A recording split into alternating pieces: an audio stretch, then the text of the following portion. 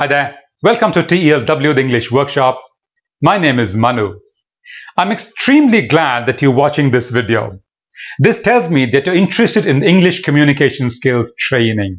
Maybe for yourself, for your family, for your friends, for your employees, for your colleagues, for anybody.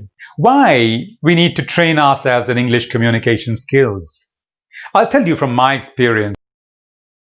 The people who knew English, they knew how to read, they knew how to write, they knew how to understand, they could understand what you're saying to a large extent, but they couldn't speak. Even the advanced level students couldn't speak clearly, logically, cohesively, coherently, comfortably. A survey by the Economic Times some time ago said that only 7% of the engineering graduates in India were employable. And they cited a lot of reasons, including the defective domain knowledge, but I'm not looking at that. My experiences show that these people, these engineers and other professionals as well, couldn't actually communicate. Let's face it, the company hires you to be able to do two things. One is to represent them outside. You are the face of the company in the outside world, to the suppliers, to the customers, clients, anybody, government, everywhere. Second is to be able to do your internal tasks, the tasks allocated to you, without taking the help of your seniors, of your bosses.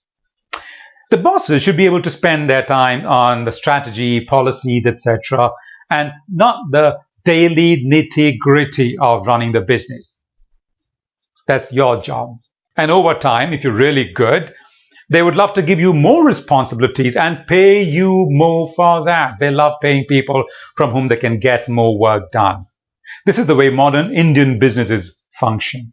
And for this, you need to be good at two things. One, your domain knowledge, and the other, English communication skills. When I say you need to be good with English communication, it simply means you should be able to speak and write, obviously, comfortably, clearly, logically, cohesively, coherently, authoritatively, and confidently. See, this boils down to being able to present effectively, negotiate skillfully, write proper emails, for instance, and reports. See, reports have got two parts. One is the format of the report decided by the company. Nobody else can do much about that. The other bit is your presentation in the report. How do you present the matter to the people concerned? And okay, another area which is not really directly related to the company, but is indirectly so, your ability to clear the interviews, job interviews. You should be a good communicator to clear job interviews. And this skill of communication, especially in English, is lacking in the productive population of this country today. When I say productive population, it's between maybe 15 and 50. Or 18 and 50, if you please.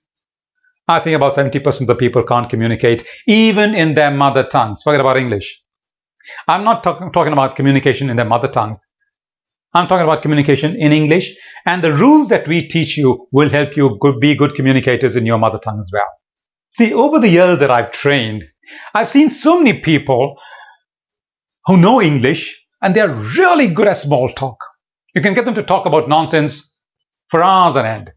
But when it comes to the real business stuff, they fumble and they falter and they wobble and they teeter and they totter.